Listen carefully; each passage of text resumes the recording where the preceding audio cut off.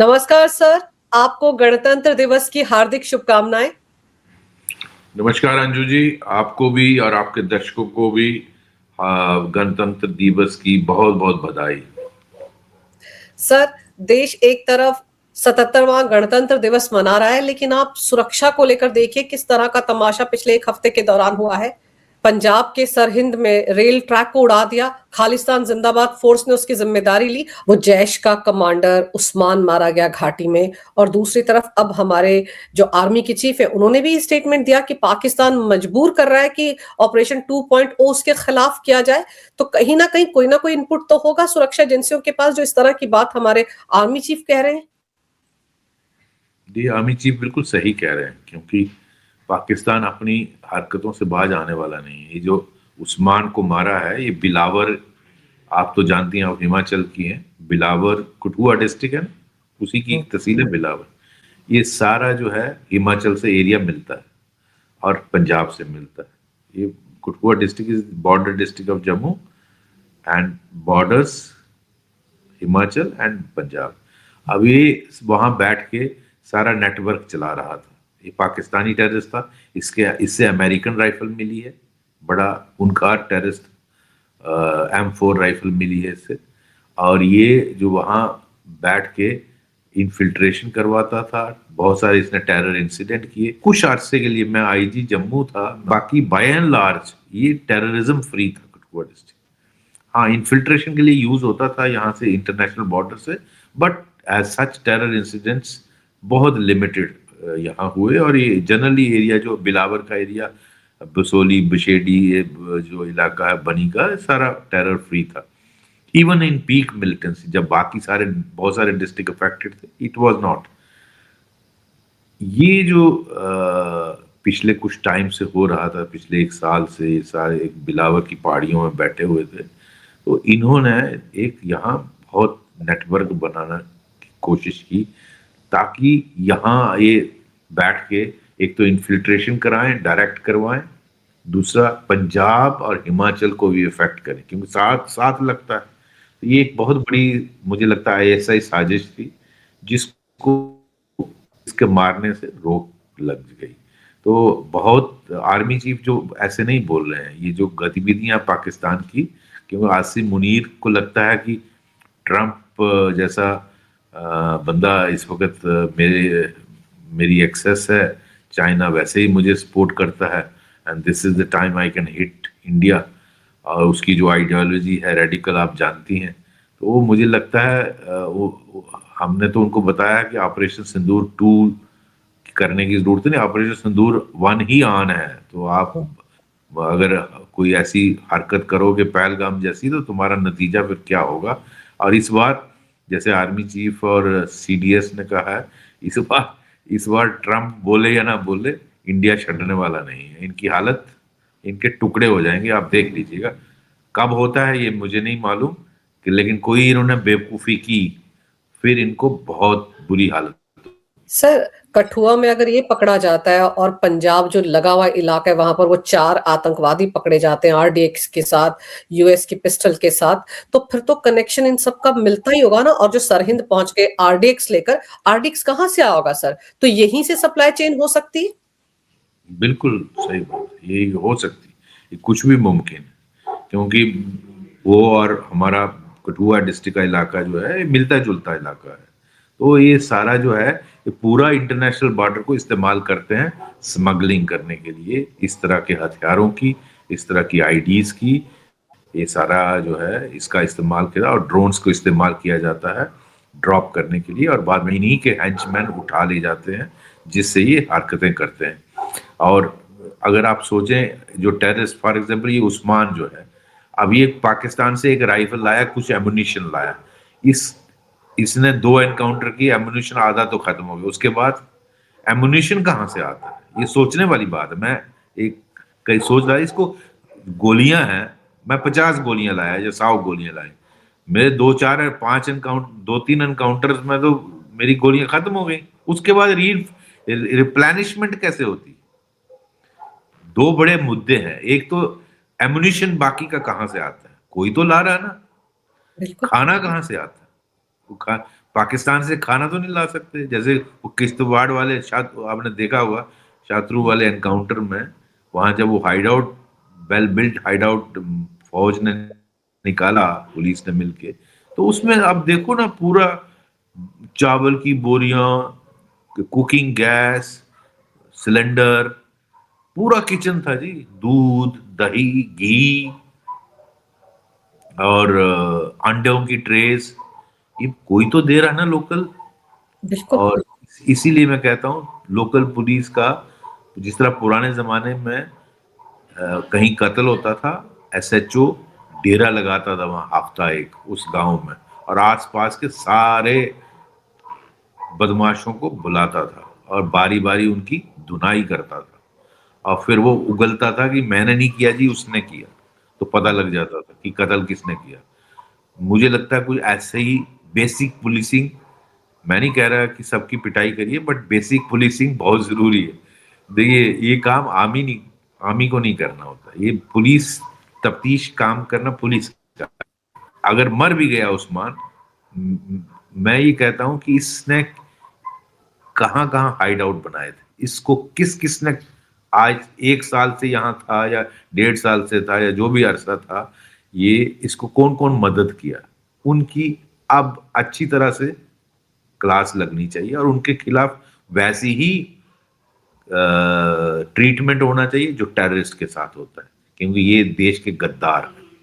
पंजाब में सरहिंद की जो आप बात कर रही हैं, तो उनको जहां भी मौका मिलेगा, क्योंकि उनको पता है कि जो मेन वेन्यूज हैं वहां उनकी एक्सेस नहीं होती, क्योंकि वहां कड़े इंतजाम होते हैं, और वहां आप बिना इनविट कार्ड के नहीं जा सकते, वहां बिना आइडेंटिफिकेशन के नहीं जा, बिना फ्रिस्किंग के नहीं जा सकते, एंटी सैबोटाज होता है, बहुत लेयर्स सिक्योरिटी की होती हैं।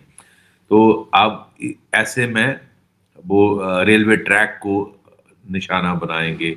जैसे मैं बार बार कहता हूं, पाकिस्तानी, हमें खतरा होता था एक जमाने में कि पाकिस्तानी टेररिस्ट अंदर आते थे, वो ये करते थे, लेकिन यहाँ अब आपके अपने भी इस तरह के लोग रेडिकलाइज हो रहे हैं, जो उनके लिए काम करने के लिए तैयार हैं, उनको पैसा मिल जाता है, उनको रेडिकलाइज किया जाता है, उनको कुछ भी आइडियोलॉजी का इस्तेमाल किया जाता है, तो फिर उनका जो है वो इस्तेमाल होते हैं।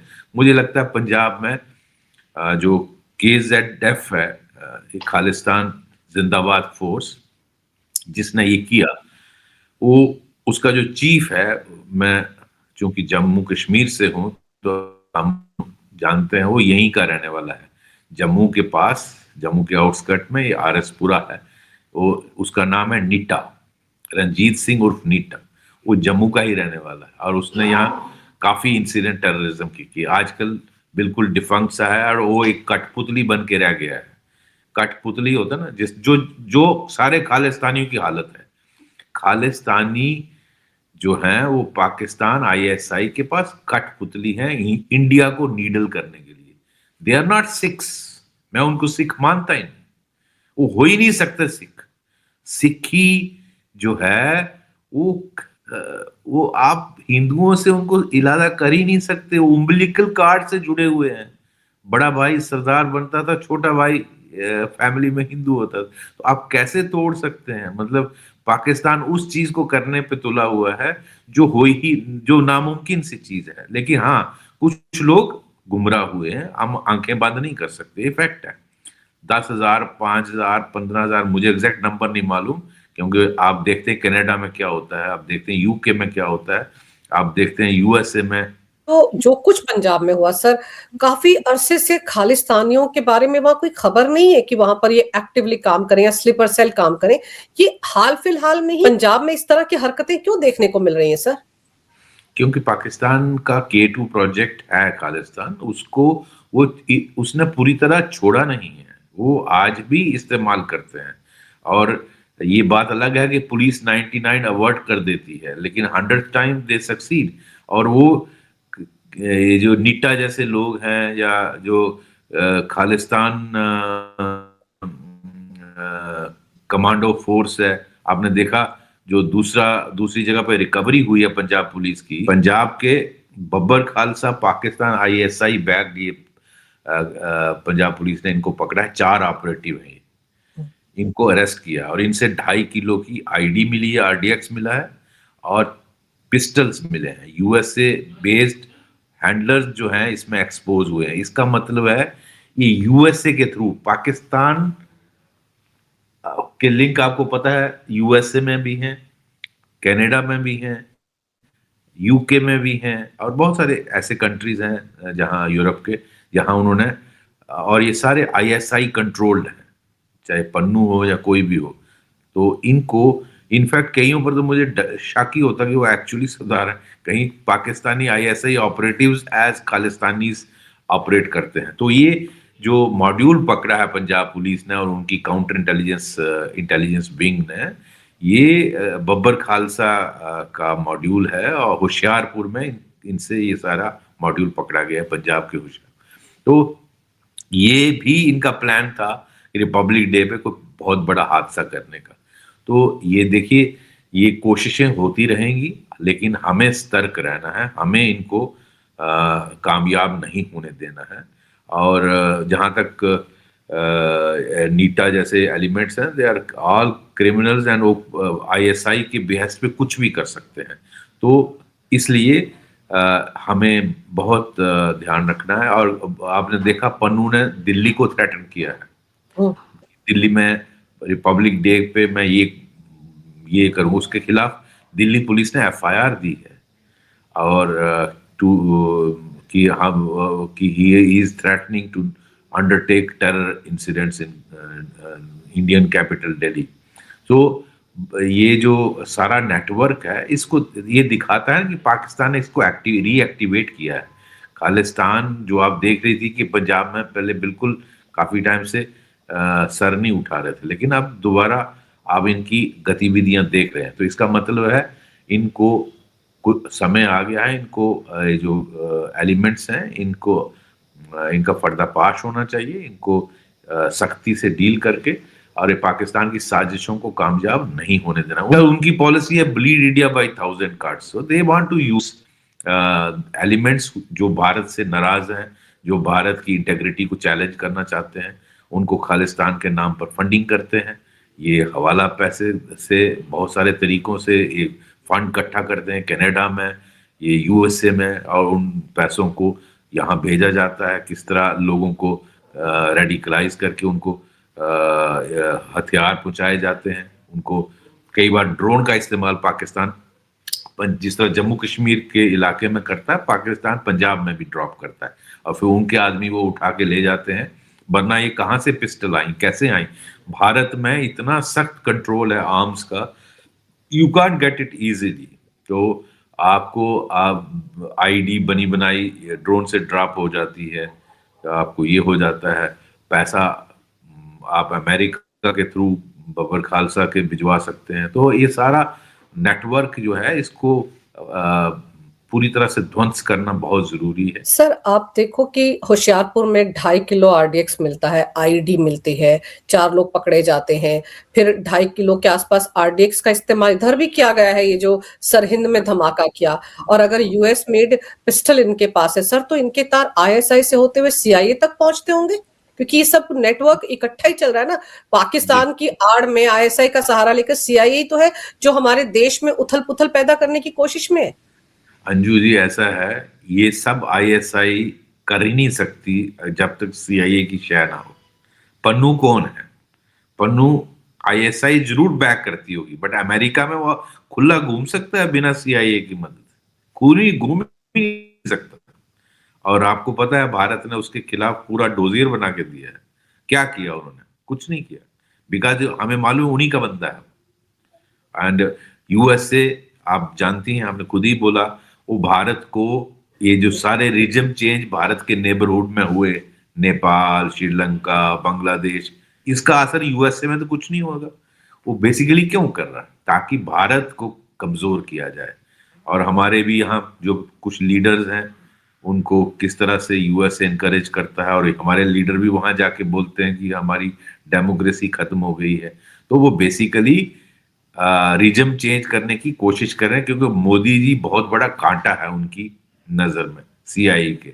लेकिन उनका बस नहीं चल रहा है, वो डेस्परेट है, वो बांग्लादेश तक कर चुके हैं, जिससे रेडिकलाइजेशन बढ़ेगा बढ़ेगा, और हमारे यहाँ टेररिज्म बढ़ेगा नॉर्थ ईस्ट में। आने वाले दिनों में देखिएगा टेररिज्म के इंसिडेंट बढ़ जाएंगे नॉर्थ ईस्ट में और इस पूरे ईस्टर्न वेस्ट में।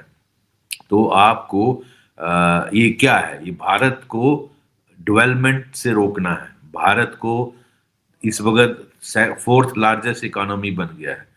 अमेरिका की deep state which is CIA and all these people, they don't want India to become another China. अब चाइना जो है वो उनको आंखें दिखाता है, और इसी अमेरिका की वजह से चाइना बना। लेकिन भारत चाइना नहीं है, ये बात अमेरिकन को समझनी चाहिए। भारत धार्मिक देश है, it does not believe in किसी की टेरिटरी या किसी को इनको।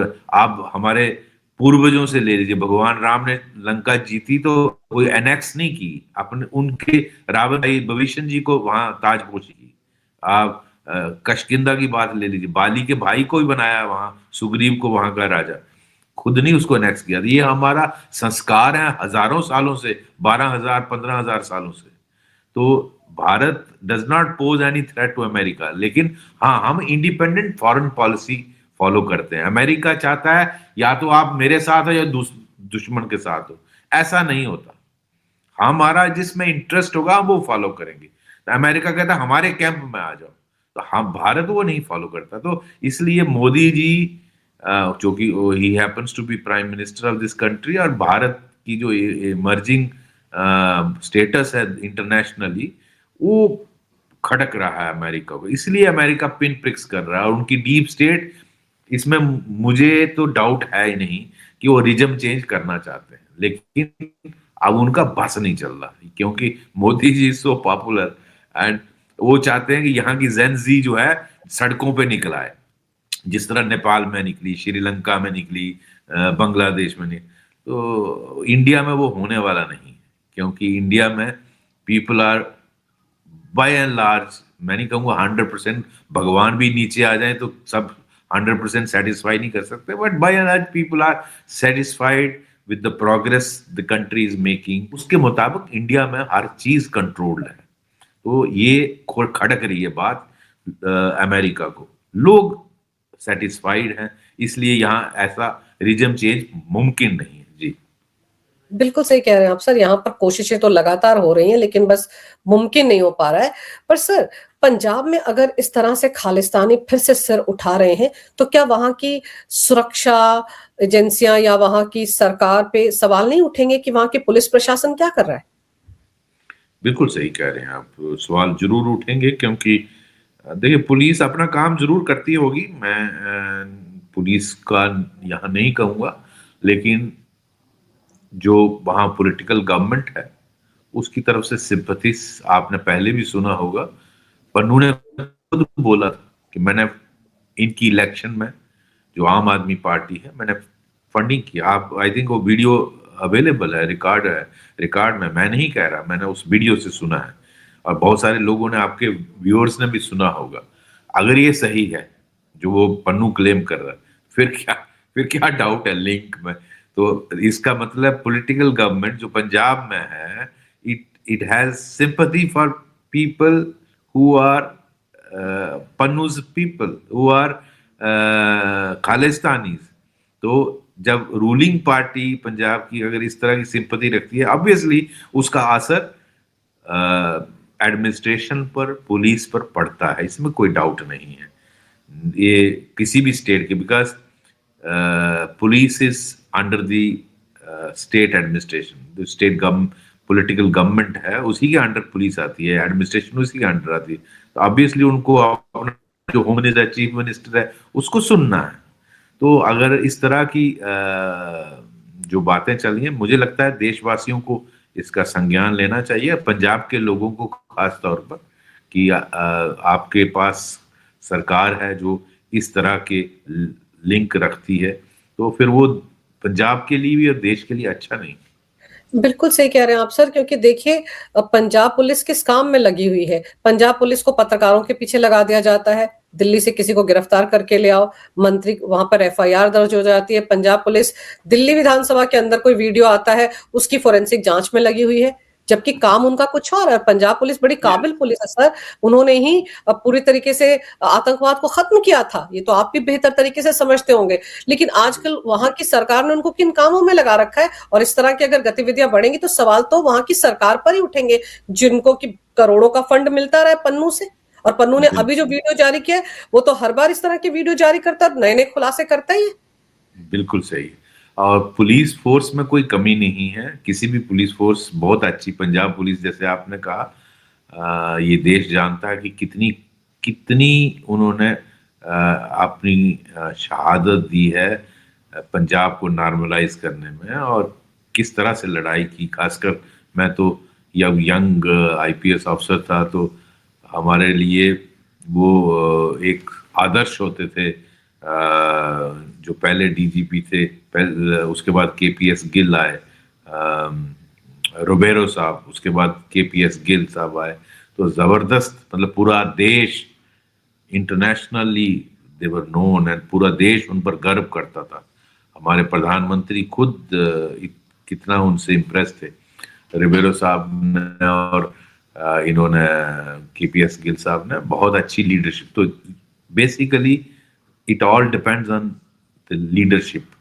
जो पॉलिटिकल गवर्नमेंट है वो कितना बैक करती है पुलिस को, तो leadership, political leadership, and then department की अपनी लीडरशिप। तो आई होप दे रियलाइज कि हमारी प्रायोरिटीज क्या होनी चाहिए। आपने देखा वो किस तरह से दुबई से आकर एक कितना बवाल पंजाब में किया, अल्टीमेटली उसको फिर अरेस्ट करके डिब्रूगढ़ में भेजा, तब से शांति वहां हुई। तो वो भी एक आईएसआई प्लॉट था, मैं आपको बताऊं किस तरह से उसको वहां दुबई में ट्रेन किया गया, उसको फाइनेंस किया गया, उसको भेजा इस पर्पस के लिए था। तो ये कोशिशें पाकिस्तान करता रहता है। हमारी एजेंसियों को बहुत पैनी नजर रखनी पड़ती है कि क्या आपका आईएसआई कर रहा है, सिर्फ अंदर नहीं बाहर।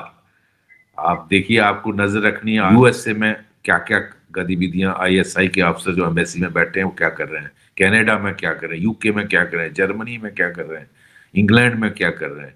इसी तरह देश के अंदर तो ऑब्वियसली ध्यान रखना पड़ता है। तो इन चीजों का बहुत बहुत ही हमारी सभी एजेंसियां बहुत काम करती हैं। शायद आम आदमी को पता नहीं चलता है, बिकॉज जिस तरह धुरंधर फिल्म अगर आप देखें, आपने जरूर देखी होगी, तब पता चलता है कि बिहाइंड द सीन कितना कितना काम, बिकॉज वो लोग आगे नहीं होते हैं। आरएडब्ल्यू के एजेंट, आईबी के एजेंट, वो आगे नहीं आते, दे डोंट टेक क्रेडिट। वो जैसे मैंने उनके साथ काम किया है, मुझे मालूम है कि बैकग्राउंड में वो कितनी मेहनत करते हैं, बहुत उनकी कुर्बानियां होती हैं। बहुत कई लोग तो बेचारे अपनी जान से हाथ खो बैठते हैं, तो बहुत मेहनत से वो ये देश को सर्व करते हैं। बट वो फोर फ्रंट में नहीं होते, फोर फ्रंट में एग्जीक्यूटिंग एजेंसीज होती हैं। जैसे जेएनके में जेएनके पुलिस फोर फ्रंट में, आर्मी फोर फ्रंट में है, सीआरपी, बीएसएफ, आईटीबीपी, एसएसबी ये फ्रंट में है। तो इस तरह पंजाब पुलिस फ्रंट में है, या उनकी बाकी फोर्सेस है। तो ये बिहाइंड द सीन काम करते हैं और बड़ी मेहनत करके देश को सुरक्षित रखना कोई आसान काम नहीं। कितने ही लोग लगे हुए हैं, आप एक मिनट के लिए जरा पॉज करके सोचिएगा कि कितनी ही दुनिया लगी है आपके देश को गिराने के लिए, बाहर भी और अंदर भी, और उन सब से बचा के निकालना कोई आसान काम नहीं है, बहुत मुश्किल काम। जी बिल्कुल सही कह रहे हैं आप सर, लेकिन फिलहाल तो हम ये मानकर चल सकते हैं कि हमारी खुफिया तंत्र जो है उसकी मुस्तैदी से ये जो कुछ अंजाम देने जा रहे थे गणतंत्र दिवस के मौके पर, चाहे वो सरहिंद वाले हो या होशियारपुर वाले हो, ये कम से कम पकड़े तो गए हैं। और अब ये जांच एजेंसियों के हत्थे हैं सर, तो आगे इनके तार कहाँ कहाँ तक जुड़े हैं, इनके और कौन कौन साथी हैं, कितने स्लीपर सेल हैं, क्या और करने वाले थे, इसका खुलासा भी हो जाएगा। लेकिन सर आपने समय निकाला, बड़े ही विस्तार से इस विषय पर बड़ी अहम जानकारी मेरे दर्शकों को दी, आपका बहुत बहुत धन्यवाद। नमस्कार, जय हिंद। जय हिंद।